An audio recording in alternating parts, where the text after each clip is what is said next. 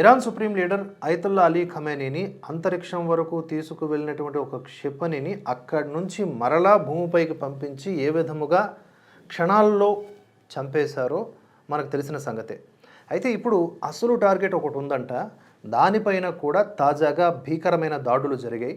దానికి సంబంధించిన వార్త. ఇజ్రాయెల్ వైమానిక దళం తెలిపినటువంటి వివరాల ప్రకారం ఇరాన్ సుప్రీం లీడర్ యొక్క నివాస సముదాయం ఏదైతే ఉందో దాని క్రింద నిర్మించిన భూగర్భ బంకర్ను లక్ష్యంగా చేసుకుని శుక్రవారం తెల్లవారుజామున టెహ్రాన్ నడిబొడ్డున సుమారుగా 50 యుద్ధ విమానాలు భారీ దాడిని నిర్వహించాయి.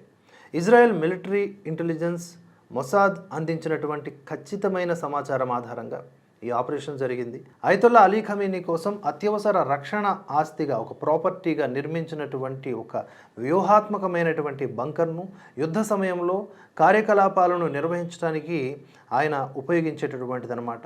అలాంటి ఒక బంకర్లో అలీ ఖమేనీ ఉన్నప్పుడే అతన్ని అటాక్ చేయాల్సింది. కానీ ఖమేనీ అంతకుముందే రోరింగ్ లయన్ ఆపరేషన్లో జరిగినటువంటి దాడుల్లో మరణించడంతో ఆయన దీన్ని ఎప్పుడూ ఉపయోగించలేకపోయాడు. ఆయన మరణం తర్వాత కూడా ఇరాన్ పాలక యంత్రాంగంలోని ఇతర సీనియర్ అధికారులు ఈ సముదాయాన్ని గట్టిగానే వాడేస్తూ ఉన్నారు. ఇజ్రాయెల్ పాశ్చాత్య దేశాలకు వ్యతిరేకంగా తన సైనిక ప్రణాళికల్ని తీవ్రవాద సిద్ధాంతాలను ముందుకు తీసుకువెళ్ళడానికి ఇరాన్ ప్రభుత్వం ఏళ్ల తరబడి శ్రమించి ఈ భూగర్భ కేంద్రాన్ని అభివృద్ధి చేసింది. టెహ్రాన్ నగరం మధ్యలో ఉన్నటువంటి అనేక వీధుల క్రింద విస్తరించి ఉన్న ఈ బంకర్లో సీనియర్ అధికారుల సమావేశాల కోసం అనేక గదులు, ప్రవేశ మార్గాలు ఉన్నాయట. ఈ బంకర్ విధ్వంసంతో ఇరాన్ పాలక యంత్రాంగం యొక్క టోటల్ కమాండ్ కంట్రోల్ సామర్థ్యాలు దెబ్బతిన్నాయి అని ఇజ్రాయెల్ సైన్యం పేర్కొంది. అమెరికా, ఇజ్రాయెల్ కలిసి ఏవైతే ఇరాన్ సైనిక స్థావరాలు ఉన్నాయో వాటిల్ని, అలాగే నాయకత్వ లక్ష్యాలు ఏవైతే ఉన్నాయో వాటిల్ని, అణు కేంద్రాలు, వీటన్నింటిపైన కూడా దేశవ్యాప్తంగా దాడుల్ని నిర్వహించాయి. ఇరాన్ ఎదురు దాడుల వల్ల అటు అరబ్ దేశాలు ప్రభావితమయ్యాయి. చమురు సరఫరాతో పాటుగా అటు ప్రపంచ విమాన ప్రయాణాలకు కూడా యాజాఫ్ను అంతరాయం కలిగిన పరిస్థితి. ఇరాన్లో కనీసం ఇప్పటిదాకా 1230 మంది, లెబనాన్లో 120 మంది, ఇజ్రాయెల్లో డజనుకు పైగా, అలాగే అమెరికాకు సంబంధించిన సైనికులు ఒక 6 మరణించినట్లు సమాచారం. అమెరికా సైన్యం Iran drone carrier IRIS Shahid బగెహ్రీని కాల్చివేసింది. అది మంటల్లో చిక్కుకుంది. అలాగే శ్రీలంక తీరంలో ఒక ఇరాన్ యుద్ధ నౌకను కూడా అమెరికా సబ్మెరైన్ ముంచివేసింది.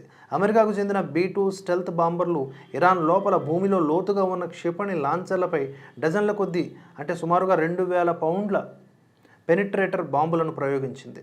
ఇలా భీకర యుద్ధమే జరుగుతూ ఉంది. ఊహించని లక్ష్యాలను వ్యూహాత్మక దాడులతో అమెరికా, ఇజ్రాయెల్ ప్రస్తుతానికి డామినేటింగ్ పొజిషన్లోనే ఉంది. ఇరాన్ ఒక్కచోట మాత్రం సక్సెస్ అవుతుంది అని చెప్పుకోవచ్చు. అది ఏమిటి అంటే చాలా ఖర్చు చేయిస్తూ ఉంది అమెరికాతో. ఆ ఒక్క విషయంలో తప్ప బాంబుల ప్రయోగంలోనో, క్షిపణుల ప్రయోగంలోనో, లేదా అమెరికాకి, ఇజ్రాయెల్కి నష్టాన్ని కలిగించడంలోనో మాత్రం Iran as of now dominating పొజిషన్లో లేదు.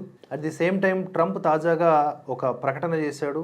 బేషరతుగా ఇరాన్ లొంగిపోతే అక్కడ ఒక మంచి ప్రభుత్వాన్ని ఏర్పాటు చేసి ఇరాన్ ప్రజల్ని చక్కగా చూసుకుంటామనేలాగా. సో ఇతర దేశాల్లో ఏ విధంగా అయితే తన నియంతృత్వాన్ని కనబరిచిందో అలాగే ఇరాన్ పైన కూడా కనబరిచే ప్రయత్నాలు మనకి ఇక్కడ కనిపిస్తూ ఉన్నాయి.